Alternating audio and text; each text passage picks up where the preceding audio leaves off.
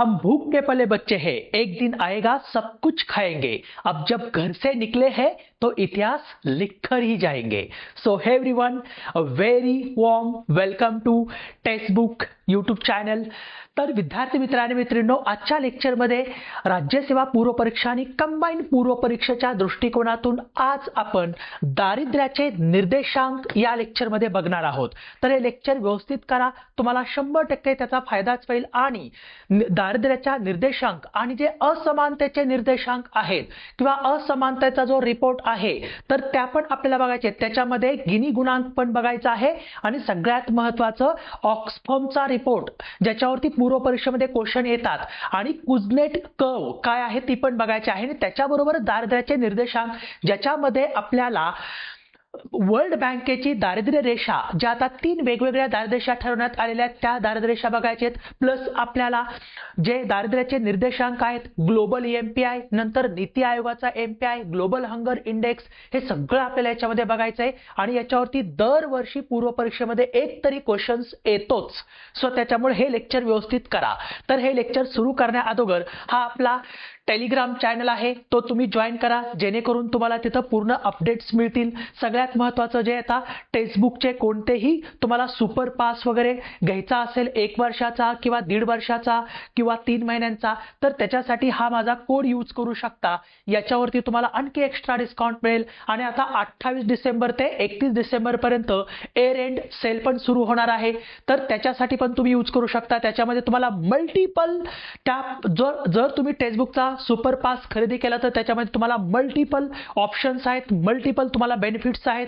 Question solving करायचे असतील multiple questions आहेत, हजारो क्वेश्चन्स आहेत। ते क्वेश्चनची प्रॅक्टिस करायची असेल तरी तो पास घेऊ शकता।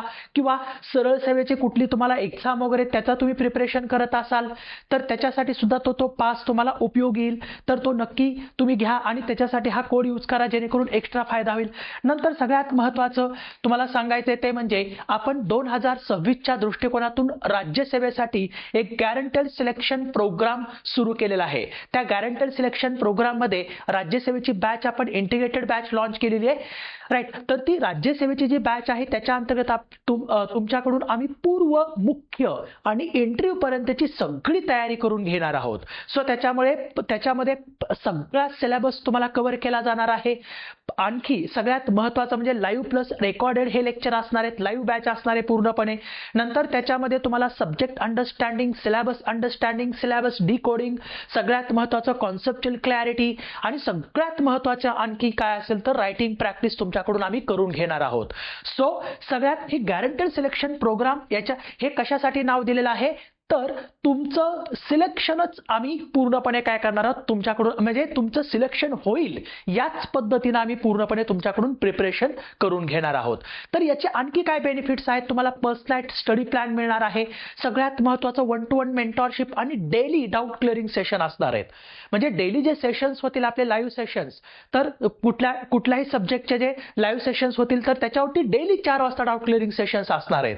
सो तुम्हाला प्रत्येकाला एक मेंटॉर पण असाइन केला जाणार आहे, तर तो पर्सनली तुमच्या कॉन्टॅक्ट मध्ये राहून तुमचे सगळे डाऊट क्लिअर करणार आहेत आणि फॅकल्टी सुद्धा तुमचे डाऊट क्लिअर करणार आहेत। एवढंच नाही तर या प्रोग्राम अंतर्गत तुम्ही राज्यसेवेसाठी जर ऍडमिशन घेतलं आणि समजा तुम्ही 2026 ची प्रिलिम्स जरी तुम्ही क्लिअर केली तरी तुम्हाला 1 लाख रुपयाचा कॅश प्राइज टेक्स्टबुक देणार आहे। आणि समजा उद्या तुम्ही हे 90% हा कोर्स तुम्ही कंप्लीट केला तरी समजा उद्या चालून तुमचं सिलेक्शन नाही झालं चुकून, तर तुमची म्हणजे ही जी राज्यसेवेची बॅच आहे याच्यासाठी जी तुम्ही फीस भरलेली ती फीस सुद्धा तुम्हाला रिफंड होणार आहे।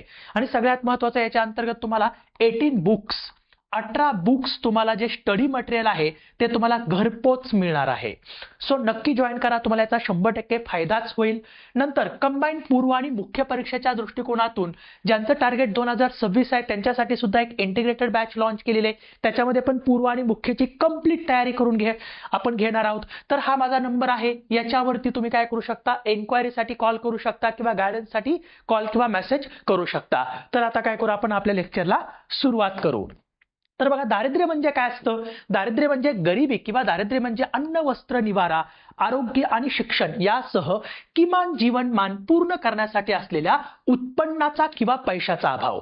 आता ते उत्पन्न किंवा पैसा किती असावा लागतो?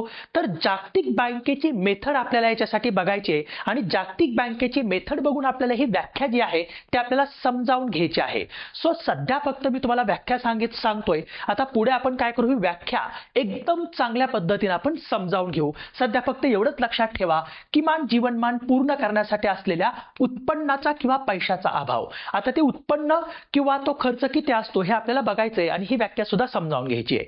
पण त्याच्या अगोदर आपल्याला काय करायची आहे, तर अमर्त्य सेन यांची जी दारिद्र्याची व्याख्या आहे ती पण आपल्याला समजावून घ्यायची आहे. अमर्त्य सेन यांचं मत असं होतं की बाबा फक्त अन्न, वस्त्र, निवारा किंवा आरोग्य आणि शिक्षण यासहच म्हणजे यासह किमान जीवनमान पूर्ण करण्यासाठी असलेल्या उत्पन्नाचा अभाव म्हणजेच फक्त दारिद्र्य नाही, तर त्याच्यामध्ये जर व्यक्तीला पुरेसं अन्न, आरोग्याची सुविधा, शैक्षणिक सुविधा, त्याच्याबरोबरच राजकीय आणि नागरी स्वातंत्र्य, राजकीय स्वातंत्र्य, नागरी स्वातंत्र्य, आर्थिक स्वातंत्र्य हे पण त्याला मिळायला हवं. हे जर त्याला मिळत नसेल तर तरी सुद्धा तो काय होईल, मग गरीब समजला जाईल, असं अमर्त्य सेन म्हणत होते. अमर्त्य सेननी काय केलेलं आहे, इन्क्लुझिव्ह दारिद्र्याची व्याख्या करण्याचा प्रयत्न केलेला आहे. सो त्याच्यामुळे लक्षात ठेवा, दारिद्र्य म्हणजे केवळ पैसा कमी असणे नव्हे, तर मानवी जीवनात अनार्थिक क्षमतेचा अभाव असणे सुद्धा होय, असं अमर्त्य सेन म्हणत होते. आता अमर्त्य सेन बद्दल पण आपल्याला माहिती थोडक्यात बघायची आहे, कारण ते पूर्व परीक्षेमध्ये याच्यावरती क्वेश्चन येऊ शकतो, जे स्टेट बोर्डमध्ये दिलेले आहे. आता अमर्त्य सेन तुम्हाला माहिती आहे ते इंडियन इकॉनॉमिस्ट आहेत, राईट. त्यांना भारतीय अर्थतज्ञ आणि त्यांना भारतरत्न पुरस्काराने पण सन्मानित केलेलं आहे. त्याच्यापेक्षा आणखी जास्त महत्वाची माहिती काय आहे, तर यांना 1998 साली अर्थशास्त्रातला नोबेल पुरस्कार मिळालेला आहे. अर्थशास्त्रातल्या नोबेल स्मृती पुरस्काराने यांना सन्मानित करण्यात आलेला आहे. परंतु अर्थशास्त्रातलं कशासाठी त्यांना नोबेल मिळालेला आहे, तर कल्याणकारी अर्थशास्त्र, सामाजिक निवडीचे सिद्धांत आणि समाजातील अतिदुर्बल घटकांच्या समस्यांबाबत त्यांनी जे योगदान दिलं त्याच्यासाठी हा अर्थशास्त्रातला नोबेल त्यांना मिळालेला आहे. तर त्यांनी एक पुस्तक लिहिलं होतं, poverty and famines and essay on entitlement and deprivation, right. Deprivation 1981 ला पुस्तक लिहिलं होतं आणि त्याच्यामध्ये त्यांनी आर्थिक दुर्बल घटकांचे जे वेदना होत्या त्यांचे विचार त्याच्यामध्ये मांडलेले आहेत आणि त्याचबरोबर उत्पन्न वाढीबाबतचे विचार पण सगळे त्याच्यामध्ये मांडलेले आहेत. तर याच्यासाठी त्यांना काय केलेले, कल्याणकारी अर्थशास्त्रासाठी नोबेल पुरस्कार मिळालेला आहे. तर आता आपल्याला काय करायचे, गरिबीची व्याख्या जी मी तुम्हाला सांगितली ती समजावून घ्यायची आहे. तर त्याच्यासाठी आपल्याला काय करायचं आहे, अगोदर गरिबी मोजण्याच्या पद्धती आपल्याला आता बघायचे आहेत, ज्याच्यामध्ये आपल्याला अगोदर पूर्णपणे फॉरेन मेथड्स बघायचे आहेत. आणि आणखी एक लेक्चर याच्यासाठी मी तुमच्यासाठी घेणार आहे. त्याच्यासाठी मग आपल्याला देसी मेथड्स, ज्याच्यामध्ये आपल्याला गरिबीच्या सगळ्या समित्या बघायच्या आहेत. तर अगोदर आपण काय करू, ज्या जागतिक मेथड्स आहेत त्या आपण समजावून घेऊ. आता दारिद्र्याची व्याख्या पण तुम्हाला आता समजून येईल.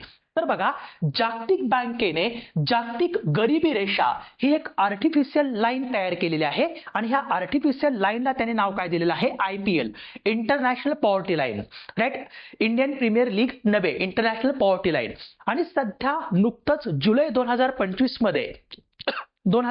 मध्ये वर्ल्ड बँकेनं दारिद्र्याची जी व्याख्या आहे ती व्याख्या किंवा दारिद्र्य रेषा चेंज केलेली आहे. तर त्याच्यामध्ये 3 प्रकारच्या त्यांनी दारिद्र्य रेषा ठरवलेल्या आहेत. तर त्यात सगळ्यात महत्त्वाची दारिद्र्य रेषा कोणती आहे, तर ती म्हणजे आत्यंतिक किंवा तीव्र दारिद्र्य रेषा. तर ती किती ठरवण्यात आलेली आहे, तर प्रति व्यक्ती प्रतिदिन उत्पन्न किंवा खर्चाच्या आधारावरती $3 एवढी ठरवण्यात आलेली आहे. आणि ही ट्रिपल-P बेसिसवरती, क्रयशक्तीच्या आधारावरती, क्रयशक्ती म्हणजे काय असते, व्यक्तीची खरेदी करण्याची क्षमता, जी 2021च्या क्रयशक्तीच्या आधारावर ठरवण्यात आलेली आहे. म्हणजे याचा अर्थ काय होतो, जर एखादा व्यक्ती दिवसाला $3 किंवा त्यापेक्षा जास्त कमवत नसेल किंवा $3 पेक्षा कमी कमवून तो $3 किंवा त्यापेक्षा कमी स्वतःच्या उपभोगावरती म्हणजे किमान जीवनमान जगण्यासाठी जे अन्न, वस्त्र, निवारा, आरोग्य, शिक्षण आहे याच्यावरती जर $3 किंवा त्यापेक्षा कमी खर्च करत असेल किंवा $3 पेक्षा कमी खर्च करत असेल तर असा व्यक्ती ह्या आंतरराष्ट्रीय दारिद्र्य रेषेच्या खालचा व्यक्ती गणला जातो, ज्याला BPL म्हटलं जातं, बिलो पॉवर्टी लाईन. समजा एखादा व्यक्ती दिवसाला $3 किंवा त्यापेक्षा जास्त कमवतो आहे आणि $3 पेक्षा जास्त तो स्वतःच्या उपभोगावरती दिवसाला खर्च करत असेल, तर असा व्यक्ती ह्या जागतिक दारिद्र्यरेषेच्या वरचा, ज्याला आपण एपीएल म्हणतो, अबोव्ह पॉवर्टी लाईन म्हणतो. येथे लक्षात. आणि $3 हे भारतीय रुपयांमध्ये किती होतात?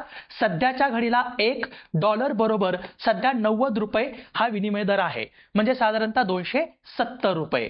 म्हणजे भारतातला एखादा व्यक्ती दिवसाला 270 रुपये कमवत नसेल सध्याच्या घडीला आणि 270 रुपये जर स्वतःच्या उपभोगावरती खर्च करू शकत नसेल दिवसाला, तर तो व्यक्ती बीपीएल, बिलो पॉवर्टी लाईन समजला जातो. हे लक्षात ठेवण्याचा प्रयत्न करा. तर आता वर्ल्ड बँकेने 3 दारिद्र्याच्या रेषा ठरवलेल्या आहेत. त्यात सगळ्यात महत्त्वाची कोणती? नवीन जागतिक तीव्र दारिद्र्य रेषा किंवा आत्यंतिक दारिद्र्य रेषा. तर ती किती आहे? प्रतिदिन प्रति व्यक्ती $3, जी 2021च्या क्रयशक्तीच्या आधारावरती ठरवण्यात आलेली आहे. बरोबर. तर खालच्या मध्यम उत्पन्न गटातील जे दारिद्र्य आहे, त्या खालच्या मध्यम उत्पन्न गटातील अर्थव्यवस्थांसाठी $4.20 प्रति व्यक्ती प्रतिदिन एवढी दारिद्र्यरेषा निश्चित करण्यात आलेली आहे. तर वरच्या मध्यम उत्पन्न गटातील ज्या अर्थव्यवस्था आहेत त्यांच्यासाठी $8.30 प्रति व्यक्ती प्रतिदिन एवढी दारिद्र्यरेषा निश्चित करण्यात आलेली आहे. वरच्या मध्यम उत्पन्न गटातील मग त्याच्यामध्ये कोणते येतील? की बाबा जपान वगैरे ह्यासारखे देश येतील. राईट. खालच्या मध्यम उत्पन्न गटातील मध्ये कुठले येतील? चायना वगैरे. आता ते ग्रो होते किंवा रशिया येईल त्याच्यामध्ये. तर ह्या 3 दारिद्र्यरेषा त्याने ठरवलेल्या आहेत. तर त्यातली सगळ्यात महत्त्वाची कोणती आहे?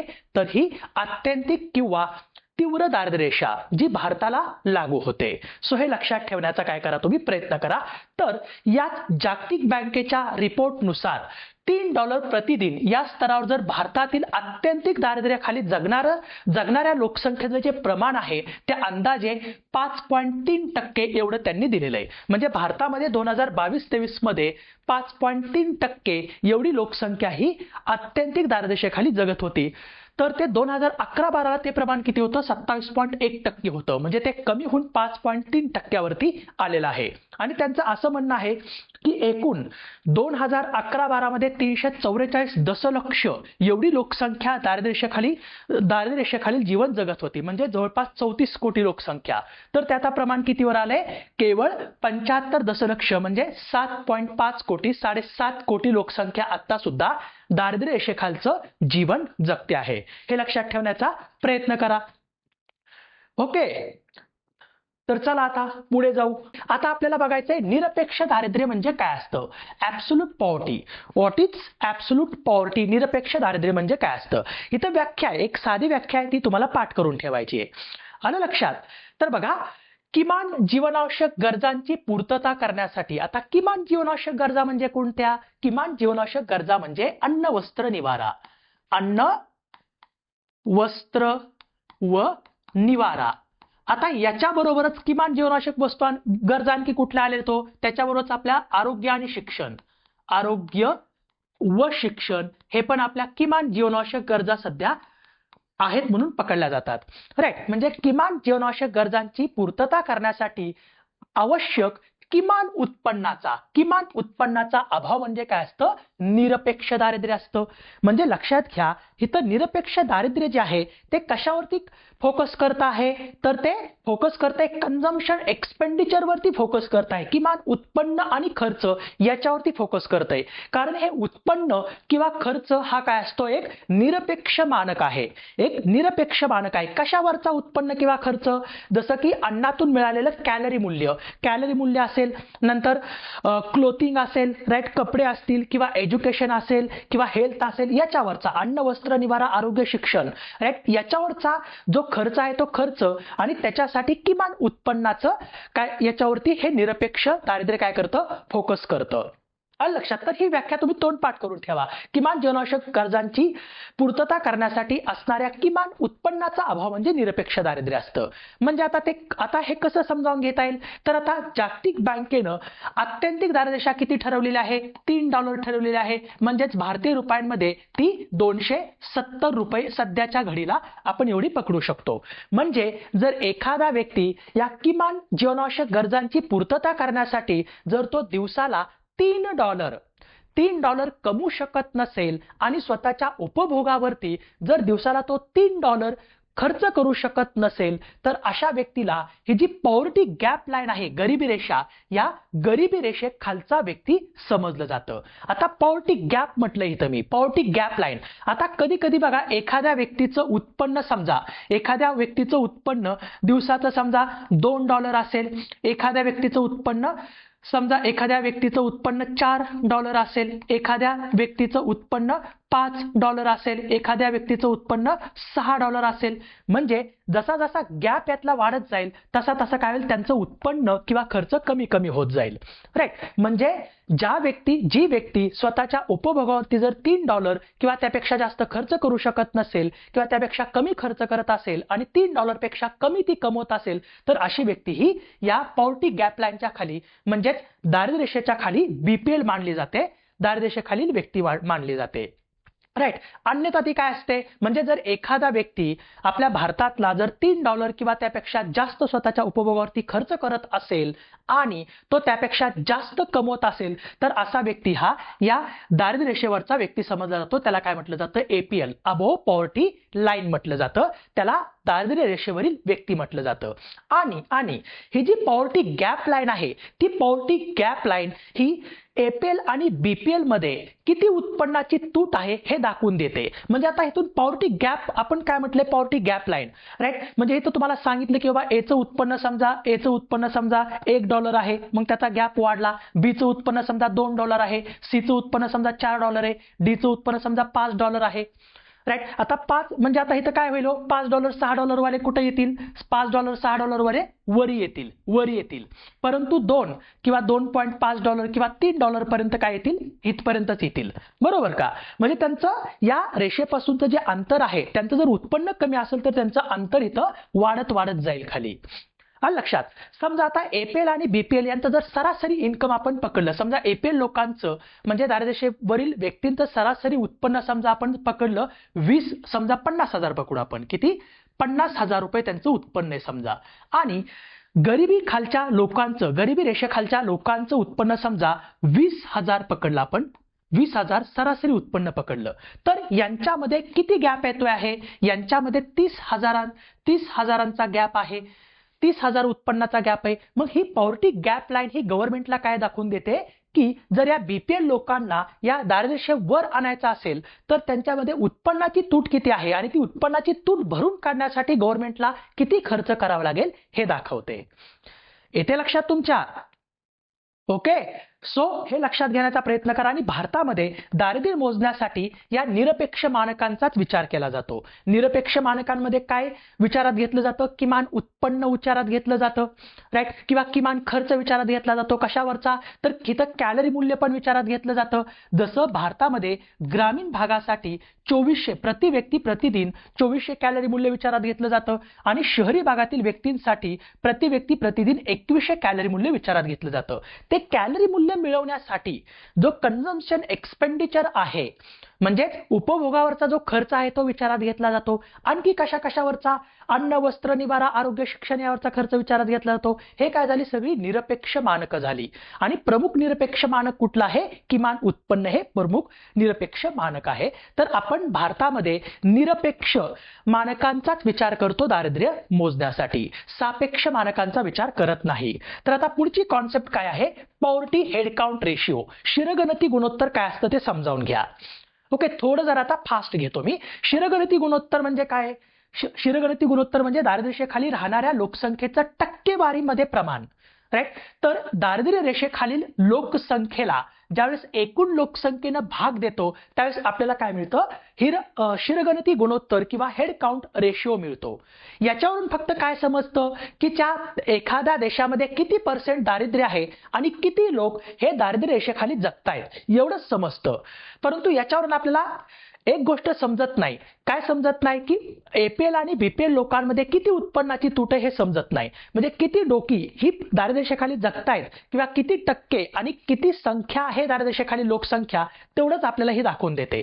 त्याच्यामुळे उत्पन्नाची तूट ही दाखवून देत नाही. उत्पन्नाची तूट कोण दाखवून देतं, तर निरपेक्ष मानकं आपल्याला दाखवून देतात. आलं लक्षात? तर हे लक्षात ठेवण्याचा प्रयत्न करा.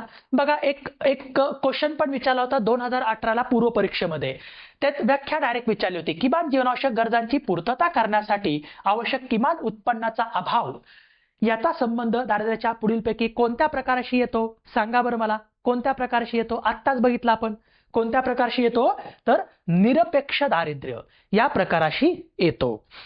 बरोबर? ओके. तर आता चला, आता पुढे जाऊ. आता बघा आणखी एक क्वेश्चन विचारला होता. त्यांनी क्वेश्चन काय विचारलाय समजून घ्या क्वेश्चन, की दारिद्र्य तफावत गुणोत्तर म्हणजे पॉवर्टी गॅप हे शिरगणती गुणोत्तरापेक्षा हेडकाउंट रेशोपेक्षा निरपेक्ष दारिद्र्य मापनाचे जास्त चांगले मापक आहे. कारण काय हो? कारण कौटुंबिक उत्पन्नाचा तपशील उपलब्ध नसतो. नॉनसेन्स स्टेटमेंट आहे. किमान स्वास्थ्याच्या प्रमाणाची व्याख्या करणे कठीण आहे, हे पण नॉनसेन्स स्टेटमेंट आहे. मग आता इथं कुठंतरी उत्तर आहे. ते निरपेक्ष दारिद्र्य दूर करण्यासाठी किती उत्पन्न तूट भरून काढावे हे दाखवतं. बरोबर का? दारिद्र्य तफावत गुणोत्तर जी पॉवर्टी गॅप आहे, पॉवर्टी गॅप लाईन आपल्याला काय दाखवते, की उत्पन्न तूट किती भरून काढावं लागेल हे दाखवते. त्याच्यामुळे उत्तर काय येईल तुमचं? 3 येईल. कारण पॉवर्टी हेडकाउंट रेशिओ फक्त प्रमाण दाखवतं आणि लोकसंख्या किती लोकसंख्या दारिद्र्यरेषेखाली जगते एवढंच दाखवतं. आलं लक्षात? सो त्याच्यामुळे हे लक्षात ठेवण्याचा प्रयत्न करा की एमपीएससी क्वेश्चन कोणत्या पद्धतीचे विचारते आहे. चला आता पुढे जाऊ. आता आपल्याला पुढे जायचंय. आता दुसरा प्रकार बघायचा आहे, तो म्हणजे सापेक्ष दारिद्र्य. कुठलं बघायचं आहे? सापेक्ष दारिद्र्य. आता सापेक्ष दारिद्र्य म्हणजे काय असतं? रिलेटिव्ह पॉवर्टी म्हणजे काय असते? किंवा याच्यापेक्षा हा गरीब आणि याच्यापेक्षा हा किती गरीब आणि त्याच्यापेक्षा तो किती गरीब. राईट? एकमेकांची तुलना करायची येतं. कुटुंबांची इथं तुलना केली जाते, म्हणजे तुलनात्मक दारिद्र्य मोजलं जातं. म्हणजे आता समजावून घ्या, ह्याच्यामध्ये काय केलं जातं? कुटुंबाचं जे उत्पन्न आहे ते चढत्या क्रमाने इथं अरेंज केलं जातं आणि त्याच्यामध्ये विविध गटांमधील उत्पन्नाचं वितरण आणि उत्पन्नाची पातळी विचारात घेतली जाते. उत्पन्नाचं वितरण आणि उत्पन्नाची पातळी विचारात घेऊन त्यांची काय केली जाते? सरासरी काढली जाते. याच्यामध्ये काय केली जाते? म्हणजे याच्यामध्ये काय केलं जातं? गरीब आणि श्रीमंत यांची तुलना करून त्यांच्या उत्पन्नाची सरासरी काढली जाते आणि जी सरासरी उत्पन्न येईल त्या उत्पन्नाच्या जर जे व्यक्ती किंवा जे कुटुंब त्या उत्पन्नाच्या खाली त्यांचं उत्पन्न असेल तर तो काय असतो? सापेक्षरित्या गरीब असतो. म्हणजे आता समजावून घ्या, आपल्या उदाहरणामध्ये समजा 3 कुटुंब आहेत. हे ए नावाचं जास्त उत्पन्न गटातील कुटुंब आहे, अंबानी कुटुंब. बी नावाचं कुटुंब आहे, त्याचं उत्पन्न मध्यम उत्पन्न गटामध्ये मोडणारं कुटुंब आहे, हम दो हमारे 5. राईट? आणि सी नावाचं कुटुंब आहे लो इन्कम कमी उत्पन्न गटातील कुटुंब. समजा एक शेतकऱ्याचं उदाहरण घेऊ. राईट? समजा अंबानीचं इन्कम आहे 60,000 रुपये. राईट? 60,000 रुपये प्रति महिना समजा त्यांचं सरासरी उत्पन्न 60,000 रुपये आहे. तर मध्यम उत्पन्न गटातील कुटुंबाचं समजा सरासरी उत्पन्न समजा येत आहे 40,000 रुपये. किती? 40,000 रुपये. आणि कमी उत्पन्न गटातील जे कुटुंब आहे आपल्या उदाहरणामधलं शेतकऱ्याचं समजा त्यांचं उत्पन्न आहे 20,000 रुपये. मग याच्यामध्ये काय केलं जातं? उत्पन्नाची तुलना केली जाते, त्यांची सरासरी काढली जाते. तर मग आता यांचं उत्पन्न किती हो? मग सरासरी काढू आपण. 60K plus 40K plus 20K भागीला मग ह्याला कितीने भाग द्यावा लागेल? आपल्याकडे 3च कुटुंब आहेत, मग ह्याला 3नी भाग द्यायचा म्हणजे 120K. 1,20,000 भागीला 3 करा म्हणजे 3 चोक 12 म्हणजे उत्तर काय आलं ह्याचं? 40,000 उत्तर आलं. म्हणजे सरासरी किती उत्पन्न आलेलं आहे? 40,000. मग या 40,000 उत्पन्नाच्या खाली ज्याचं उत्पन्न असेल तो सापेक्षरित्या गरीब असेल. आपल्या उदाहरणामध्ये कमी उत्पन्न गटातील जो शेतकरी आहे त्या शेतकऱ्याचं उत्पन्न 40,000 पेक्षा कमी आहे, 20,000 उत्पन्न आहे. म्हणजे शेतकरी हा इतर लोकांपेक्षा कसा आहे? सापेक्षरित्या गरीब आहे. म्हणजे या अंबानी कुटुंबापेक्षा हा गरीब आहे आणि या मिडल उत्पन्न गटातील कुटुंबापेक्षा हा शेतकरी गरीब आहे. इथे काय केली जाते? फक्त तुलना केली जाते. तर तुम्हाला हेच व्यवस्थित लक्षात ठेवायचं आहे. परंतु भारतामध्ये सापेक्ष दारिद्र्य विचारात घेतलं जात नाही, कारण याच्यामुळे दारिद्र्याचा क्लिअर पिक्चर आपल्याला कळत नाही. का कळत नाही? समजा एखादा व्यक्ती समजा $3 पण कमवतोय समजा. आता समजा हे मध्यम उत्पन्न गटातील कुटुंब आहे, समजा त्याचं 40,000 रुपये उत्पन्न आहे, तो सापेक्षरित्या गरीब नाहीये. पण याचा अर्थ असा नाही की ना त्याकडे त्याचे आई वडील आहेत, त्याची बायको आहे, त्याच्याकडे 3 लेकरं आहेत, एकूण त्यांचं 6-7 लोकांचं कुटुंब आहे. त्या 6-7 लोकांच्या कुटुंबाचं पोट भरण्यासाठी 40,000 इन्कम पुरेसं पडेल का? नाही पडणार आहे. म्हणजे याचा अर्थ असा नाही की तो काजू बदाम हे पण खात असेल, राईट. याचा अर्थ बिलकुल असा होतच नाही. म्हणून सापेक्ष दारिद्र्यामुळे एखाद्या देशाचा जो दारिद्र्य आहे त्या दारिद्र्याचा क्लिअर पिक्चर कळत नाही. म्हणूनच आपल्याकडे सापेक्ष दारिद्र्य विचारात घेतलं जात नाही किंवा दारिद्र्य मोजताना आपल्याकडे फक्त निरपेक्ष मानकांचा विचार केला जातो, सापेक्ष मानकांचा विचार केला जात नाही. आलं लक्षात? तर हे लक्षात ठेवण्याचा काय करा तुम्ही प्रयत्न करा. येते लक्षात? यस, एकदम सगळे बरोबर व्यवस्थित लक्ष देत आहेत. तर बघा याच्यामध्ये काय केलं जातं मग सापेक्ष दारिद्र्यामध्ये उत्पन्नाचं वितरण आणि उत्पन्नाची पातळी विचारात घेतली जाते.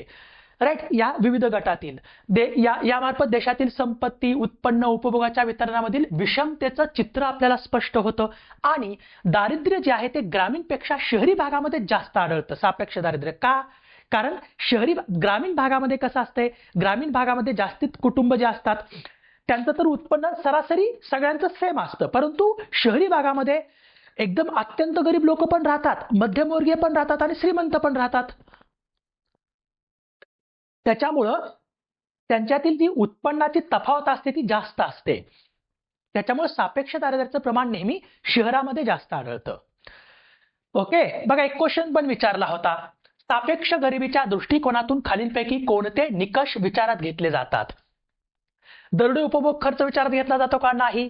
पोषक आहार मूल्य विचारात घेतलं जातं का? नाही. विविध गटातील उत्पन्नाचं वितरण यस विचारात घेतलं जातं आणि उत्पन्नाची पातळी विचारात घेतली जाते. 1 आणि 2 गेला. राईट. उत्तर तुमचं 3 आणि 4 निघून जातं. येते लक्षात? यस. सापेक्ष दारिद्र्य पूर्ण संपवता. तर थोडं स्लो घ्या. ओके चालेल, मी स्लो घेतो, थोडं आणखी थोडं स्लो करतो.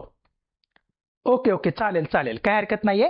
तर तुम्हाला समजलं मग निरपेक्ष दारिद्र्य काय असतं, सापेक्ष दारिद्र्य काय असतं आणि जी वर्ल्ड बँकेची जी दारिद्र्य रेषा आहे ती तुम्हाला मी समजावून सांगितली. चला मग आता पुढे जायचंय. तर आता आपल्याला सगळ्यात महत्वाचा निर्देशांक बघायचा आहे, तो म्हणजे बहुआयामी निर्धनता निर्देशांक. कारण कंबाईन ग्रुप बी आणि कंबाईन ग्रुप सी या पूर्व परीक्षेमध्ये आणि राज्यसेवा पूर्व परीक्षेमध्ये सुद्धा याच्यावरती सतत प्रश्न येतात. आलं का लक्षात? सो त्याच्यामुळे आपल्याला हे पाठच करा. यातलं काय लक्षात ठेवायचं मी तुम्हाला ते सांगतो आणि ते तुमच्याकडून पाठ करून घेतो. ओके. सो डोंट वरी. तर आपण काय करू आता, UNDPचा ग्लोबल MPI बघू. बघा या वर्षीचा जो 2024चा रिपोर्ट होता, राईट, तर त्याचं नाव काय होतं, पॉवर्टी अमिड कॉन्फ्लिक्ट हे त्याचा काय होता विषय होता. आणि OPHI आणि UNDP ह्या दोन संस्था मिळून ग्लोबल लेवलला काय करतात, तर बहुआयामी निर्धनता निर्देशांक यालाच दुसऱ्या नावाने कुठल्या नावाने म्हणजे ओळखलं जातं, विविध प्रमाण दारिद्र्य निर्देशांक किंवा अनेक अंगी दारिद्र्य निर्देशांक, या तिन्ही नावाने याला ओळखलं जातं. सो तिन्ही नावं लक्षात ठेवायची आहेत, कारण MPSC कोणतंही नाव याच्यामध्ये विचारते. अगर ध्यान में तो चलो फिर. तर आपण काय करू अगोदर ग्लोबल MPI बघूया. तर बघा जो मल्टी डायमेन्शनल पॉवर्टी इंडेक्स आहे किंवा बहुआयामी निर्धनता निर्देशांक ह्या जागतिक लेवलला 2 संस्था मोजतात. त्या संस्था कोणत्या, संयुक्त राष्ट्रसंघाची विकास संस्था युनायटेड नेशन डेव्हलपमेंट प्रोग्राम म्हणजेच UNDP आणि OPHI the Oxford poverty and human development initiative. तर ह्या 2 संस्था 2010 पासून HPI ऐवजी त्यांनी काय केलेलं आहे, MPI मोजायला सुरुवात केलेलं आहे. म्हणजे MPI सर्वात प्रथम कधी मांडण्यात आला, 2010च्या मानव विकास अहवालामध्ये मांडण्यात आलेला आहे. याच्या अगोदर 1997 पासून ह्युमन पॉवर्टी इंडेक्स किंवा मानवी दारिद्र्य निर्देशांक काढला जात होता. आणि हा जो मानवी दारिद्र्य निर्देशांक जो आहे तो काढताना आरोग्य, शिक्षण आणि राहणीमान हे 3 काय केले जात होते, तिथं पॅरामीटर विचारात घेतले जात होते, बरोबर का. परंतु त्यांनी मग 2010ला काय केलेलं आहे, या HPI ऐवजी MPI काढायला सुरुवात केली. म्हणजे MPI ने 2010 मध्ये HPI ला काय केलेलं आहे, रिप्लेस केलेला आहे आणि तो UNDPच्या HDR रिपोर्ट म्हणजे मानव विकास अहवालामध्ये प्रकाशित केला जातो. आलं लक्षात? तर आता बघा एक क्वेश्चन पण विचारला होता, HTI एक्साइज 2017 आणि HTI 2015 आणि आता पण विचारला होता, 2025च्या पूर्व परीक्षेमध्ये पण विचारला होता. सोपा होता, विविध प्रमाण दारिद्र्य निर्देशांक खालीलपैकी कोणी मांडला. हा क्वेश्चन MPSC सतत रिपीट करते. मानव विकास अहवाल 2010 ने मांडला होता, बरोबर. चला अगोदर काय करू आपण, हे मानव म्हणजे बहुआयामी निर्धनता निर्देशांक कसा काढला जातो. तर बहुआयामी निर्धनता निर्देशांक काढण्यासाठी महत्वाचे तीन आयाम विचारात घेतले जातात. ते कोणकोणते? त्याच्यामध्ये आरोग्याचा निर्देशांक, शिक्षणाचा निर्देशांक आणि राहणीमानाचा निर्देशांकाचा विचार केला जातो. तर यस, एकदम बरोबर दिलं सगळ्यांनी उत्तर. तर बघा, आरोग्याचा निर्देशांक काढताना दोन गोष्टी विचारात घेतल्या जातात. कोणकोणत्या? तर पोषण, म्हणजे 70 वर्षाखालील व्यक्तींना किती चांगल्या प्रकारचं पोषण त्याच्यामध्ये मिळतं आहे ते इथं विचारात घेतलं जातं. बघा, जो एमपीआय आहे तो एमपीआय काउंट करण्यासाठी जे पॅरामीटर यूज केले जातात त्याच्या अंतर्गत 10 क्वेश्चन हे विचारले जातात. राईट. आणि 10 क्वेश्चन विचारून कोणत्या देशात किती बहुआयामी दारिद्र्य आहे हे मोजलं जातं. राईट. तर बघा, आरोग्याअंतर्गत पोषण विचारात घेतलं जातं. त्या देशातील 70 वर्षाखालील व्यक्तींमध्ये पोषणाची पातळी कशी आहे विचारात घेतली जाते. आणि बालमृत्यू दर. आता बालमृत्यू दर म्हणजे काय असतं? बालक म्हणजे 5 वर्षापर्यंतचं मूल. राईट. आणि बालमृत्यू दर म्हणजे काय असतं? एका वर्षात 1000 जिवंत जन्मांपाठीमागे मृत्यू पावणाऱ्या बालकांची संख्या म्हणजे बालमृत्यू दर असतो. राईट. तर तो बालमृत्यू दर इथे विचारात घेतला जातो. नंतर शिक्षण या मुख्य आयामाअंतर्गत दोन गोष्टी विचारात घेतल्या जातात. दोन सब पॅरामीटर विचारात घेतले जातात. ते कोणकोणते? शालेय शिक्षणातील वर्ष. राईट. शालेय शिक्षणातील वर्ष आणि शाळेतील पटनोंदणी. शाळेतील पटनोंदणी म्हणजे शाळेतील उपस्थिती याच्यामध्ये विचारात घेतली जाते. आता शालेय शिक्षणातील वर्ष मोजताना ते काय करतात? 6 ते 10 वर्ष वयोगटातील शालेय शिक्षणातील वर्ष याच्यामध्ये मोजली जातात. राईट. ज्ञान आणि माहितीसाठी.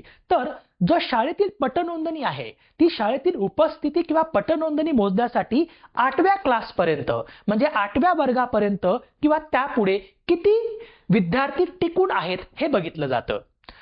हे लक्षात ठेवा बरं का, कारण पुन्हा आपल्याला जो नीती आयोगाचा मल्टीडायमेन्शनल पॉवर्टी म्हणजे राष्ट्रीय बहुआयामी निर्धनता निर्देशांक बघण्यासाठी त्यांनी हेच पॅरामीटर विचारात घेतलेले आहेत. फक्त याच्यामध्ये 2 एक्स्ट्राचे ऍड केलेले आहेत.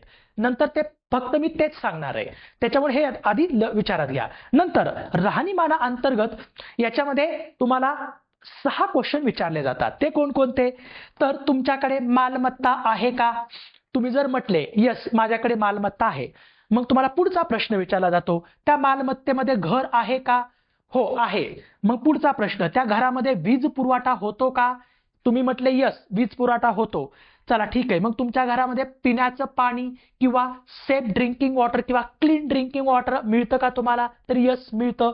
मग त्याच्यामध्ये तुमच्या घरामध्ये स्वच्छतागृह किंवा स्वच्छता आहे का हे बघितलं जातं. आणि 6वा क्वेश्चन काय विचारला जातो? तर तुमच्या घरामध्ये स्वयंपाकाचा गॅस किंवा इंधन तुम्ही एलपीजी वापरता की नाही. आणि याला काय केलं जातं? ह्या पहिल्या 4 सब पॅरामीटरला 1/6 भार दिला जातो आणि शेवटच्या 4 सब पॅरामीटरला 1/18 भार दिला जातो. आणि त्याच्यावरून मग काय केलं जातं? एमपीआयची व्हॅल्यू काढली जाते. ती कशी काढली जाते? ती मॅथमॅटिकल ऑपरेशन्स आपल्याला बघायचे नाहीयेत.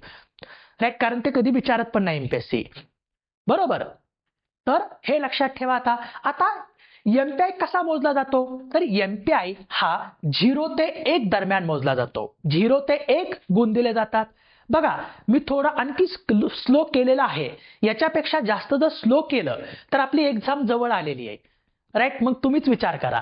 तर 0 ते 1 गुण दिले जातात. 0 म्हणजे काय? 0 म्हणजे काय? तर त्या देशामध्ये कोणत्याही प्रकारचं बहुआयामी गरिबी नाही, म्हणजेच 0 पॉवर्टी. आणि 1 म्हणजे काय?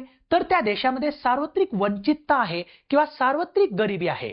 त्याचा म्हणजे किंवा तिथं बहुआयामी गरिबी 100% आहे असं समजलं जातं. 0 ते 1 दरम्यान एमपीआय मोजला जातो. ओके. तर आता याच्यासाठी कॅटेगरी केलेल्या आहेत. तर या कॅटेगरीवरती एमपीएससी पूर्व परीक्षेमध्ये सतत प्रश्न विचारताना दिसते. तर ही कॅटेगरी तुम्हाला आता पाठच करून ठेवायची आहे. तुम्ही काय करा, वही आणि पेन काढा आणि लिहून घ्या. वही आणि पेन काढा आणि लिहून घ्या ही कॅटेगरी. तर बघा, ज्या कुटुंबाचा बहुआयामी वंचितता निर्देशांक किंवा ज्या कुटुंबाचा वंचितता गुणांक, एखाद्या कुटुंबाचा जर वंचितता गुणांक हा 20 ते 33.33% दरम्यान येत असेल तर असं कुटुंब हे असुरक्षित गटामध्ये मोडतं. राईट. ज्या कुटुंबाचा बहुआयामी वंचितता गुणांक हा 20 ते 33.33% दरम्यान जर येत असेल तर असं कुटुंब असुरक्षित गटामध्ये मोडतं. जर एखाद्या कुटुंबाचा किंवा ज्या कुटुंबाचा वंचितता गुणांक हा 33.33% ते 50% दरम्यान येत असेल तर असं कुटुंब हे तीव्र बहुआयामी गरीब तीव्र नाही बहुआयामी किंवा अनेक अंगी गरीब या गटामध्ये मोडतं. ज्या कुटुंबाचा वंचितता गुणांक हा 50% जास्त असतो, ज्या कुटुंबाचा वंचितता गुणांक हा 50% जास्त असतो असं कुटुंब हे तीव्र बहुआयामी गरिबी या गटामध्ये मोडतं. आता आणखी काय लक्षात ठेवायचे तेही सांगतो. समजा जे असुरक्षित गटात मोडणाऱ्या कुटुंबाचा वंचितता गुणांक किती दिलेला आहे 20 ते 33.33%.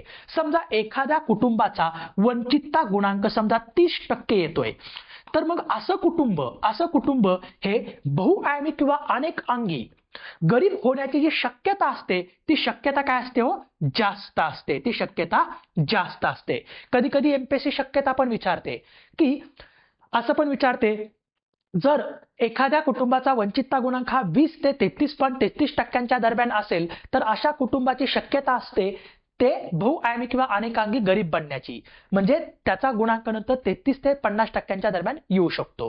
किंवा एखादं कुटुंब जर या 33.33% ते 50% दरम्यान मोडत असेल अनेकांगी गरीबामध्ये तर अशा कुटुंबाची शक्यता ही तीव्र बहुआयामी गरीब होण्याची शक्यता असते. किंवा एखाद्या तीव्र बहुआयामी कुटुंबाची तीव्र बहुआयामी गरीब कुटुंबाची शक्यता ही अनेकांगी किंवा बहुआयामी गरीब होण्याची पण शक्यता येऊ शकते. जर त्याचा 50%पेक्षा अचानक पुन्हा कमी झाला तर येऊ शकते. बरोबर का? तर हे तुम्हाला काय करायचं लक्षात ठेवायचं आणि हा जो चार्ट आहे तो तुम्हाला तोंडपाठ करून ठेवायचा आहे. याच्यावरती एमपीएससी पूर्व परीक्षेमध्ये सतत प्रश्न विचारते. तर भारताची 2024च्या रिपोर्टनुसार जर तीव्रता बघितली दारिद्र्याची तीव्रता भारतामध्ये तर त्या रिपोर्टमध्ये असं सांगितलं की 2019 ते 21 या कालावधीमध्ये 42% तीव्रता होती तर बहुआयामी दारिद्र्याचं प्रमाण भारतामध्ये 16.4% आहे एवढं या रिपोर्टमध्ये म्हटलेलं आहे. तर एमपीआय जो गुणांक आहे तो 0.069 भारताचा एवढा आहे म्हटलेलं आहे. हे लक्षात ठेवू नका. तुम्हाला लक्षात ठेवायचं हे आगे हो ध्यान में. तो चलो आगे चलते हैं. तर बघा एक क्वेश्चन पण विचारला होता कंबाईन पूर्व परीक्षा 2018 ला. कंबाईन पूर्व परीक्षा 2018 ला प्रश्न विचारला होता. द्या बरं उत्तर मग मला ह्याचं द्या बरं. ज्यांचा वागवणूक दर किंवा टक्केवारी म्हणजेच वागणूक दर म्हणजे काय वंचितता गुणांक. वागणूक दर म्हणजे काय वंचितता गुणांक हा डॅडॅश किंवा त्यापेक्षा जास्त आहे असे कुटुंब अनेक अंगांनी गरीब असतं. बरोबर आहे. ते 4 उत्तर लिहिल्याचं 33.33% ते 50% बरोबर. त्यापेक्षा जास्त म्हणजे 50% बढिया. असे क्वेश्चन विचारलेत बघा. राज्यसेवा पूर्व परीक्षेला पण एक क्वेश्चन विचारला होता. अनेक अंगी किंवा बहुआयामी दारिद्र्य निर्देशांकाने 2010 मध्ये कोणत्या निर्देशांकाची जागा घेतली? कोणत्या निर्देशांकाची जागा घेतली हो? HPI ची जागा घेतली, ह्युमन पॉवर्टी इंडेक्सची जागा घेतली, मानवी दारिद्र्य निर्देशांकाची जागा घेतली. आणखी एक क्वेश्चन बघा कंबाईन पूर्व परीक्षा कंबाईन ग्रुप बी पूर्व परीक्षा आता रिसेंटली जी झाली 2025 ची तिथं विचारला होता. सेम काय की डॅडॅश मध्ये मानवी गरिबी निर्देशांकाच्या जागी बहुआयामी दारिद्र्य निर्देशांकाची संकल्पना मांडण्यात आली. कुठं मांडण्यात आली हो? मानव विकास अहवाल 2010 मध्ये. म्हणून मी तुम्हाला सांगत होतो मगापासून की तुम्ही चांगलं लक्ष द्या कारण त्याच्यावरती सतत एमपीएससी काय करते प्रश्न विचारते. 2025च्या पूर्व परीक्षेमध्ये विचारलेला क्वेश्चन आहे. चला आता पुढे जाऊ. आता आपल्याला बघायचा आहे नीती आयोगाचा राष्ट्रीय बहुआयामी निर्धनता निर्देशांक जो काय करतो तर भारतातील जे राज्य आहेत त्या राज्यांमधील दारिद्र्य मोजण्याचं काम करतो. येते लक्षात. तर हा पहिल्यांदाच हा जो निर्देशांक आहे तो जी नीती आयोग आहे त्या नीती आयोगाने मोजण्याचा प्रयत्न केलेला आहे. आता 2024चा बघूया आपण. राष्ट्रीय विविध प्रमाण दारिद्र्य निर्देशांक किंवा राष्ट्रीय अनेक अंगी दारिद्र्य निर्देशांक जो त्यांनी काय केलेला आहे तर OPHI आणि UNDP यांच्या मदतीनं हा प्रकाशित केलेला आहे. National multidimensional poverty index NITI Aayog right a progress review 2023 2023चा तो रिपोर्ट आहे, तर त्याच्यानुसार बघूया. बघा याच्यामध्ये सुद्धा जे UNDP ग्लोबल EMPI काढण्यासाठी जे पॅरामीटर्स यूज करते त्याच पॅरामीटरचा इथं पण यूज केला जातो. कोणकोणते? आरोग्य, शिक्षण आणि राहणीमान यांचाच इथं पण निर्देशांक काढला जातो. बरोबर. तर आरोग्य आता मी मगाशी तुम्हाला काय म्हटलं होतं की यांनी फक्त त्या 10 प्रश्नांमध्ये 2 एक्स्ट्राचे प्रश्न ऍड केले नीती आयोगानं. तर यांनी काय केलं, आरोग्य अंतर्गत पोषण आणि बालमृत्यू दर तर विचारात घेतला जातो. तर त्याच्याबरोबर आता यांनी नवीन ऍड काय केलेलं आहे, मातृ स्वास्थ्य किंवा माता मृत्यू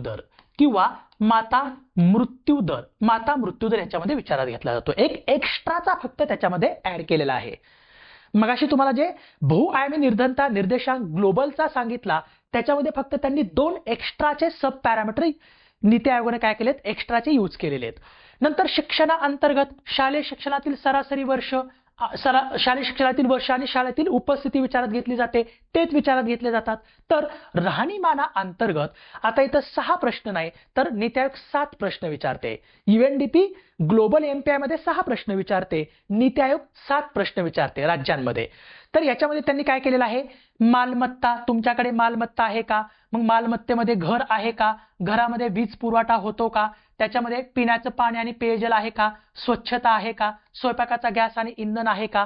याच्याबरोबरच आणखी एक्स्ट्राचा एक प्रश्न विचारला जातो. तो कोणता, तुमच्याकडे बँक खातं आहे का. काय विचारलं जातं, तुमच्याकडे बँक खातं आहे का. तर हे फक्त 2 त्यांनी सब पॅरामीटर एक्स्ट्राचे यूज केलेले आहेत, कोणी, नीती आयोगानं. ओके, तो सो हे लक्षात ठेवण्याचा प्रयत्न करा. चलो फिर. तर 2023चा जो राष्ट्रीय बहुआयामी निर्धनता निर्देशांक आहे, नीती आयोगाच्या निर्देशांकानुसार भारतामधली दारिद्र्याची तीव्रता ही 2023ला किती आढळून आलेली आहे, 44.39%. तर भारतातील बहुआयामी दारिद्र्याचं प्रमाण हे 14.96% आढळून आलेलं आहे. आणि भारताचा जो वंचितता गुणांक आहे तो 0.066 एवढा आपल्याला आढळून आला, म्हणजे MPI. तर या निर्देशांकानुसार हा पण निर्देशांक 0 ते 1 दरम्यानच मोजला जातो. 0 म्हणजे काय, तर झिरो पॉवर्टी, आणि 1 म्हणजे काय, तर सार्वत्रिक गरिबी किंवा सार्वत्रिक वंचितता त्या राज्यामध्ये आहे. तर 2000 म्हणजे या नीती आयोगाच्या राष्ट्रीय बहुआयामी निर्धनता निर्देशांकानुसार भारतामध्ये सर्वात जास्त दारिद्र्य कोणत्या राज्यात, म्हणजे सगळ्यात जास्त बहुआयामी दारिद्र्य कोणत्या राज्यात आढळून आलं, तर ते आलं बिहारमध्ये. सर्वात जास्त बहुआयामी गरिबीचं प्रमाण बिहारमध्ये, ज्याचा MPI 0.160 आहे. नंतर झारखंड, मेघालय आणि UP या 4 राज्यांमध्ये सर्वात जास्त बहुआयामी गरिबीचं प्रमाण मिळालेलं आहे. तर सर्वात कमी बहुआयामी गरिबीचं प्रमाण कुठं मिळालं, केरळमध्ये 0.002 एवढाच MPI आहे. आणि आता तर केरळने स्वतःला घोषित केलंय की पूर्णपणे 100% दारिद्र्यमुक्त घोषित केलेले आता. बरोबर, लक्षात ठेवा. मग बहुआयामी दारिद्र्याचं प्रमाण सर्वात कमी कुठं आहे, केरळमध्ये, केरळनंतर गोव्यामध्ये, गोव्यानंतर तामिळनाडूमध्ये आणि नंतर मग सिक्कीममध्ये बहुआयामी गरिबीचं सर्वात कमी प्रमाण आहे. येते लक्षात. तो चलो आगे चलते हैं. आता आपल्याला काय करायचं आहे, ग्लोबल हंगर इंडेक्स बघायचा आहे, जागतिक भूकबळी निर्देशांक 2025. कारण जागतिक भूकबळी निर्देशांकामध्ये भारताचा जो रँक आहे तो रँक सुधारला आहे, परंतु भारतामध्ये भूकबळीचं प्रमाण हे थोडं तीव्र आहे. तर ते आपल्याला बघायचंय. बघा, जागतिक भूकबळी निर्देशांक कोण काढतं, तर 2006 पासून जागतिक भूकबळी निर्देशांक हा दरवर्षी मोजला जातो. आणि वेल्थ हंगर लाईफ जर्मनीची संस्था आहे आणि कन्सर्न वर्ल्ड वाईड ही आयर्लंडची संस्था आहे. या 2 संस्था मिळून जागतिक भूकबळी निर्देशांक मोजतात. तर आता जागतिक भूकबळी निर्देशांक काढण्यासाठी कोणते पॅरामीटर्स यूज केले जातात, तर 4 पॅरामीटर यूज केले जातात. ते म्हणजे कोणते, तर त्या देशातील बालकांमधील कुपोषणाचं प्रमाण विचारात घेतलं जातं, प्लस बालकांमधील शुष्क कुपोषणाचं प्रमाण विचारात घेतलं जातं. चाइल्ड वेस्टिंग म्हणजे काय असतं, तर उंचीनुसार वजन कमी असणे. काय असतं, उंचीनुसार वजन कमी, उंचीनुसार वजन कमी, त्याला काय म्हणतात, तर त्याला शुष्क कुपोषण म्हणतात. तर बालकांमधील खुरट्या कुपोषणाचं पण प्रमाण विचारात घेतलं जातं. चाइल्ड स्टनिंग म्हणजे काय असतं? वयानुसार उंची कमी. तुमच्या वयानुसार जर तुमची उंची कमी असेल, वयानुसार उंची जर तुमची कमी असेल तर ते बालक काय असतं? खुरटं असतं. ते बालक काय असतं? खुरटं असतं. येते लक्षात तुमच्या?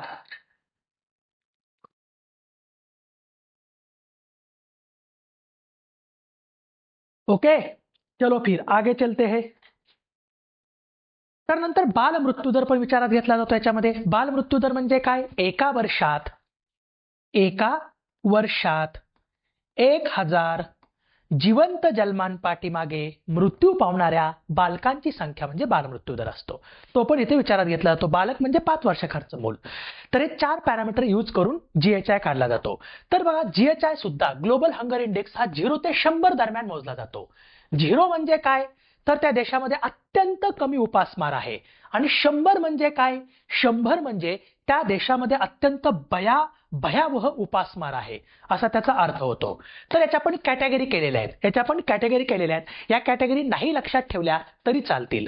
तर भारताचा 2025 नुसार जीएचआय 2025 नुसार भारताचा जो रँक आहे तो 123 देशांच्या यादीमध्ये 102वा आहे. आणि भारताचा जीएचआय गुणांक जर बघितला तर तो 25.8%.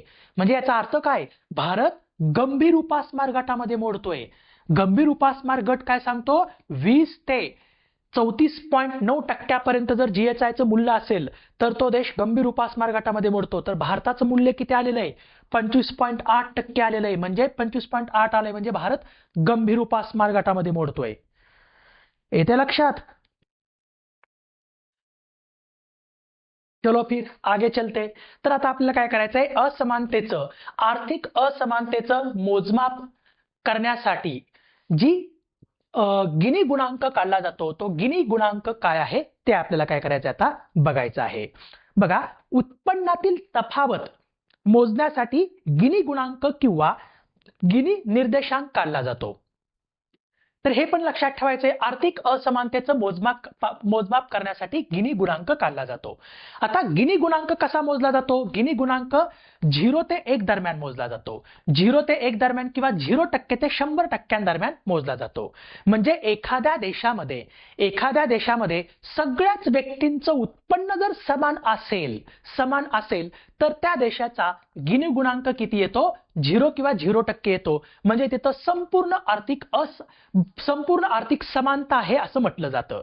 म्हणजे अंबानीचं पण उत्पन्न, अंबानीचं जेवढं उत्पन्न आहे तेवढं अदानीचं उत्पन्न आहे, अदानीचं जेवढं उत्पन्न आहे तेवढं माझं उत्पन्न आहे, माझं जेवढं उत्पन्न आहे तेवढं तुमचं उत्पन्न आहे. परंतु असं कुठं असतं का हो? असं कुठंच नाहीये. कुठल्याच देशात नाहीये. सगळीकडे उत्पन्नाचं असमान वितरण झालेलं आहे. राईट? म्हणून जर एखाद्या देशाचा जो गिनी गुणांक 1 किंवा 100% असेल तर तिथं सर्वाधिक आर्थिक असमानता किंवा तफावत आढळून येते. तर आता भारताचा गिनी गुणांक किती आहे हे पण तुम्हाला मी सांगतो. तर बघा, गिनी गुणांक कुणी काढलेला आहे? तर बघा, 2 अर्थतज्ञ होते. एक होते कोरॅडो गिनी आणि दुसरे होते मॅक्स ऑटो लॉरेन्झ.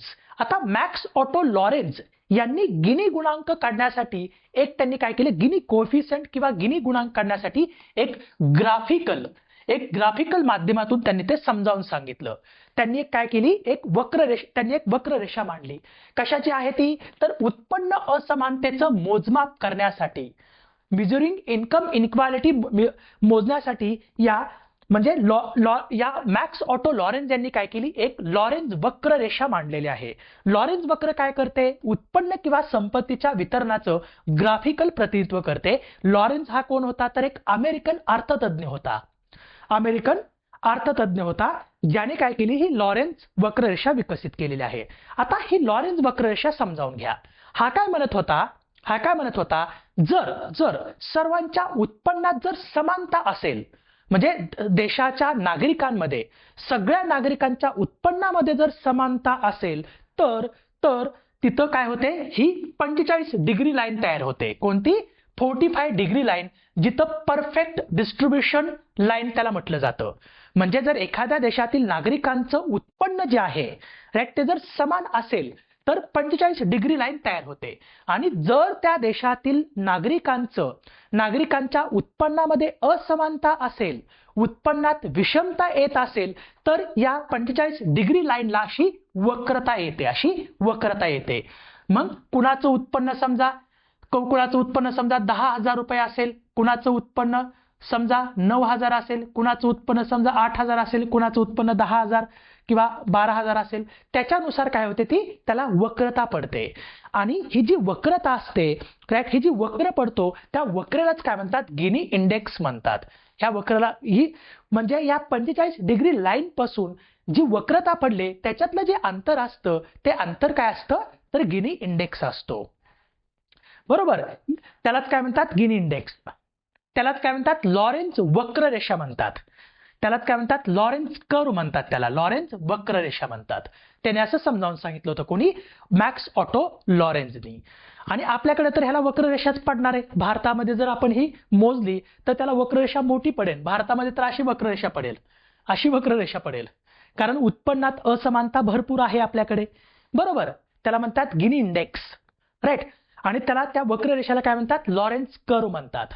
अलग लक्षात. मग जी लॉरेन्झ गिनी गुणांक आहे ते आर्थिक असमानतेचं मोजमाप करण्यासाठी काढला जातो, तर जी लॉरेन्झ वक्ररेषा आहे ती उत्पन्न असमानतेचं मोजमाप करते. बस एवढंच लक्षात ठेवा. याच्यावरती तुम्हाला क्वेश्चन येऊ शकतो. तर बघा, आता एक 2025 चा गिनी गुणांक रिपोर्ट सादर केलेला आहे. कुणी सादर केलेला आहे, तर तो वर्ल्ड बँकेनं सादर केलेला आहे. कुणी, वर्ल्ड बँकेनं, जागतिक बँकेनं हा रिपोर्ट सादर केलेला आहे. तर जागतिक बँकेच्या रिपोर्टनुसार भारताचा गिनी गुणांक हा 25.5 एवढा भरलेला आहे. आणि जागतिक बँकेनं असं म्हटलंय की भारत हा जगातील जागतिक स्तरावर 4थ्या सर्वात समान देश आहे म्हणे. म्हणजे हा एकदम हास्यास्पद आहे, परंतु तुम्हाला तर माहिती आहे भारतामध्ये इन्कम इनइक्वालिटी किती आहे, बरोबर ना.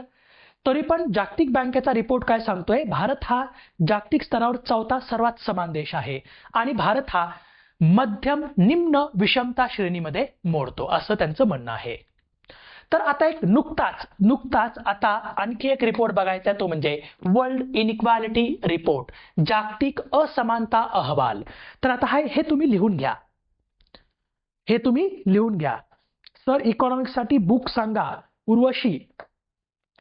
मी माझा नंबर पण तुम्हाला देऊन ठेवतो. हा नंबर राहू द्या तुमच्याकडे सर्वांकडे.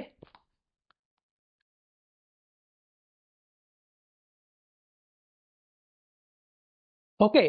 जर तुम्हाला कुठली एन्क्वायरी करायची असेल कोर्ससाठी किंवा काही तुम्हाला डाऊट विचारायचे असतील तर त्याच्यावरती तुम्ही मेसेज किंवा कॉल करू शकता, किंवा आपल्या ग्रुपमध्ये तुम्हाला ऍड व्हायचं असेल, तिथं तुम्हाला सगळ्या PDF वगैरे मिळतात, तर याच्यावरती काय करू शकता, तुम्ही मेसेज करू शकता. आणि इकॉनॉमिक्ससाठी तुम्हाला बेसिक शिकण्यासाठी अगोदर तुम्ही 11वी आणि 12वीचं जे स्टेट बोर्डचं पुस्तक आहे ते वाचा, आणि त्याच्यानंतर तुम्ही देसले सर किंवा कोळंबे सरांचं पुस्तक वाचा.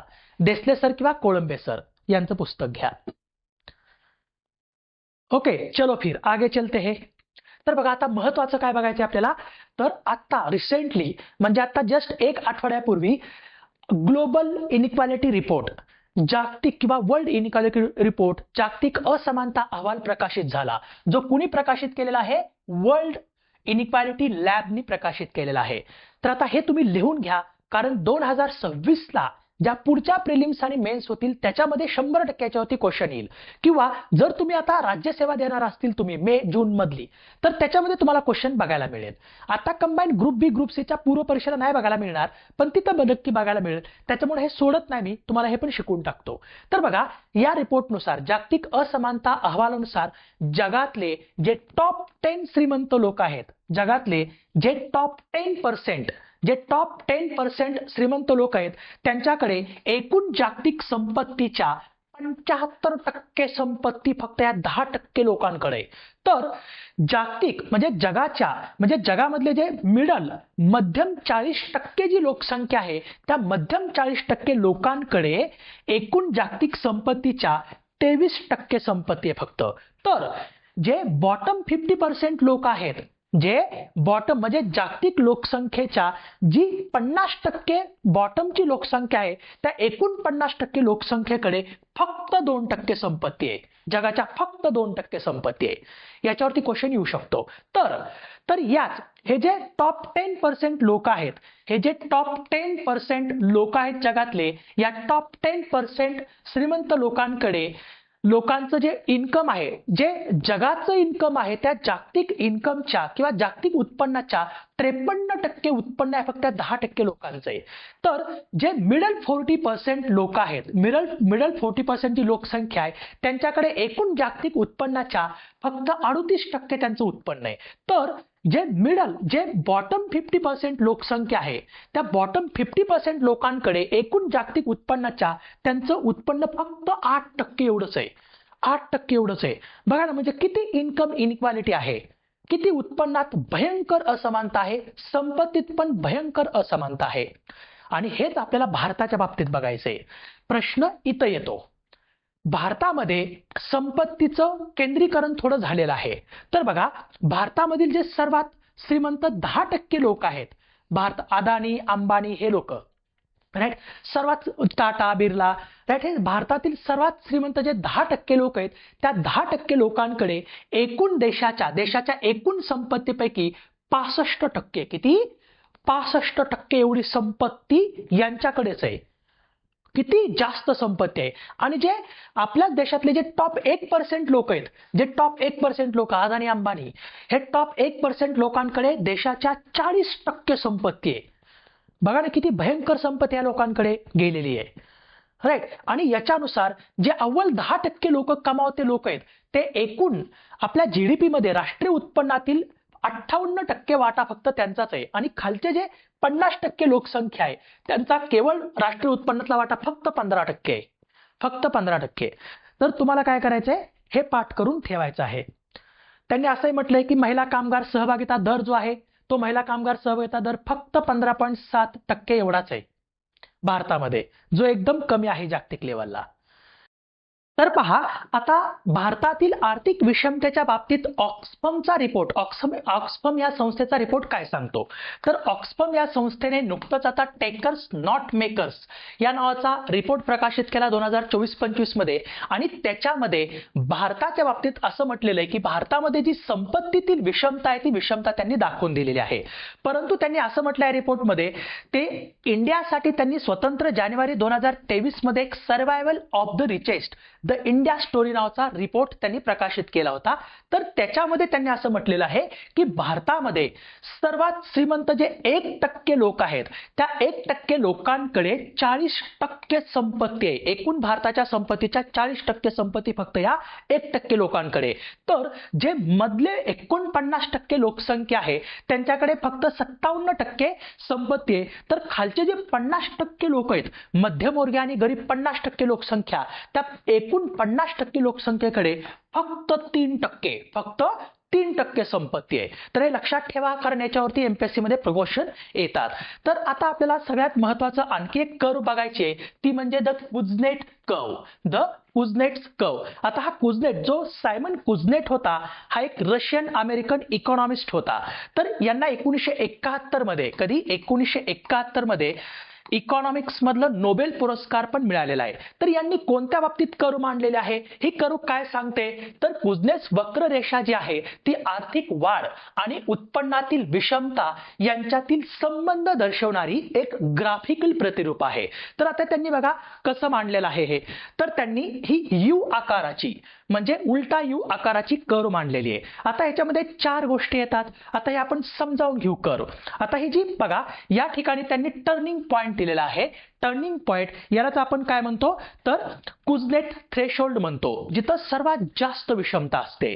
तर आता पहिला आपण स्टार्टिंग पॉइंट बघू. आता स्टार्टिंग हा जो आहे, तो हा स्टार्टिंग पॉइंट आहे, हा स्टार्टिंग पॉइंट आहे. हा स्टार्टिंग पॉइंट याच्यामध्ये डेव्हलपिंग इकॉनॉमी ज्या आहेत त्या मोडतात. ह्या स्टार्टिंग पॉइंट मध्ये काय असतं की लोकांचं जे जीडीपी पर कॅपिटा इन्कम असतो, प्रति व्यक्ती इन्कम जे असतं ते एकदम कमी असतं. आणि याच्यामध्ये अर्थव्यवस्था जी असते ती पूर्णपणे कृषी प्रधान अर्थव्यवस्था असते. कृषी प्रधान अर्थव्यवस्था असल्यामुळं या स्टार्टिंग पॉइंटला जी उत्पन्नातील विषमता असते ती विषमता कशी असते, कमी असते. म्हणजे तिथं तुलनेनं उत्पन्नाचं जे वितरण असतं व्यक्तींमधलं, त्या वितरणामध्ये तुलनेनं अधिक समतोलपणा दिसून येतो. परंतु ही आता जी इन्क्रीज इन इनक्वालिटी अशी दाखवलेली आहे, याचा दुसरा टप्पा काय आहे तर अपवॉर्ड, वर जाणारा टप्पा. आता वर जाणारा टप्पा काय दाखवतो, ज्या वेळेस एखाद्या अर्थव्यवस्थेमध्ये औद्योगिकरणाला सुरुवात होते, औद्योगिकरणाला सुरुवात झाली की तिथली इन्कम इनक्वालिटी वाढत जाते. इन्कम इनक्वालिटी काय जाते, वाढत जाते. उत्पन्नातील असमानता वाढत जाते आणि उत्पन्नातील असमानता एका ठराविक पॉइंट पर्यंत येऊन थांबते, ज्याला म्हणतात टर्निंग पॉइंट, किंवा त्या टर्निंग पॉइंटलाच म्हणतात की कुझनेट थ्रेशोल्ड म्हणतात किंवा कुझनेटची मर्यादा म्हणतात. इथं उत्पन्नातील जी विषमता आहे ती विषमता कमाल स्तर दाखवणारी आहे, म्हणजे मॅक्सिमम इथं उत्पन्नातील विषमता असते. परंतु ही विषमता हळूहळू नंतर कमी होत जाते. राईट. आता हळूहळू कशी कमी होत जाते, कारण जीडीपी पर कॅपिटा नंतर काय होतं, औद्योगिकरण झालं. औद्योगिकरणामुळे नंतर सेवा क्षेत्राचा पण विस्तार झालेला आहे. म्हणजे या जी डाऊनवर्ड जी तुम्हाला लाईन दिसते तुम्हाला ही, तर याच्यामध्ये काय होतं, जे डेव्हलप्ड नेशन आहेत तर त्यांच्यामध्ये काय होतं की जी औद्योगिकरण आहे, औद्योगिकरणाबरोबर सेवा क्षेत्राचा पण वाटा वाढत जातो आणि कृषी क्षेत्राचा वाटा कमी होत जातो. म्हणजे द्वितीय आणि तृतीय क्षेत्राचा वाटा वाढत जातो आणि प्राथमिक क्षेत्राचा वाटा कमी होत जातो. तर द्वितीय आणि तृतीय क्षेत्राचा वाटा वाढल्यामुळे तिथं रोजगार निर्मिती जास्त होते. त्याच्यामुळे उत्पन्नातील विषमता हळूहळू काय होते, कमी होते. म्हणजे लोकांचं जे जीडीपी पर कॅपिटा इन्कम आहे ते तर काय होतं, वाढत जातं आणि त्याच्यामुळे उत्पन्नातील जी विषमता आहे ती कमी कमी होत जाते. सो हे कशामुळे होतं, तर औद्योगिकरण आणि सेवा क्षेत्रामुळे ट्रिकल डाऊन थेअरी इथं लागू होते. म्हणजे वरून आर्थिक वाढीचा जो लाभ आहे तो खालच्या थरापर्यंत काय होतो, तर जे उत्पन्न आहे किंवा जे कमी उत्पन्न गट आहे त्या कमी उत्पन्न गटापर्यंत ते जे ट्रिकल डाऊन आहे किंवा आर्थिक वाढीचा लाभ आहे तो असा खाली खाली खाली खाली झिरपत जातो, ट्रिकल डाऊन. त्याच्यामुळे त्यांचं पण उत्पन्न वाढत जातं. त्याच्यामुळे उत्पन्नातील विषमता थोडी हळूहळू कमी व्हायला लागते. आणखी काय कारणं असतात, मग इथं चांगल्या शिक्षणाच्या सुविधा, आरोग्याच्या सुविधा, प्रगतशील कर प्रणाली, नंतर गव्हर्नमेंटद्वारे राबवले जाणारे रोजगाराचे कार्यक्रम किंवा कल्याणकारी योजना, याच्यावरती गव्हर्नमेंट ज्यावेळेस जास्त खर्च करतं त्यावेळेस सुद्धा लोकांची गरिबी नष्ट होते आणि हळूहळू त्यांचं उत्पन्न वाढत जातं. म्हणजे उत्पन्नातील विषमता इथं कमी कमी कमी होताना दिसते. तर हीच उत्पन्नातील म्हणजे आर्थिक वाढ आणि उत्पन्नातील विषमता याच्यातील सहसंबंध दर्शवणारी कुझनेट कर्व त्यांनी मांडलेली होती. तर आय होप यू की तुम्हाला हे लेक्चर व्यवस्थित समजलं असेल. या लेक्चरमध्ये आपण जे दारिद्र्याचे निर्देशांक आहेत, जी जागतिक दारिद्र्य रेषा आहे ते आपण बघितली, नंतर दारिद्र्याचे निर्देशांक बघितले, नंतर त्याच्यामध्ये असमानतेचं मोजमाप कसं केलं जातं हे बघितलं, त्याच्यामध्ये गिनी कोएफिशियंट इंडेक्स बघितला, नंतर आपण असमानतेचे जे रिपोर्ट आहेत ते रिपोर्ट बघितले आणि जी कुझनेट वक्ररेषा आहे ती पण आपण समजावून घेतली.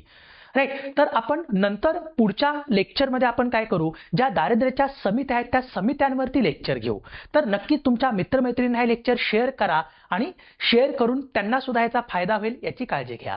ओके. जाता जाता लाईक करा आणि ह्या चॅनलला सबस्क्राईब करायला विसरू नका. आणि ज्यांना कुणाला माझ्याशी कॉन्टॅक्ट करायचा असेल किंवा आपल्या ग्रुपमध्ये ऍड व्हायचं असेल तर या नंबरवरती तुम्ही काय करू शकता, कॉन्टॅक्ट किंवा मेसेज करू शकता.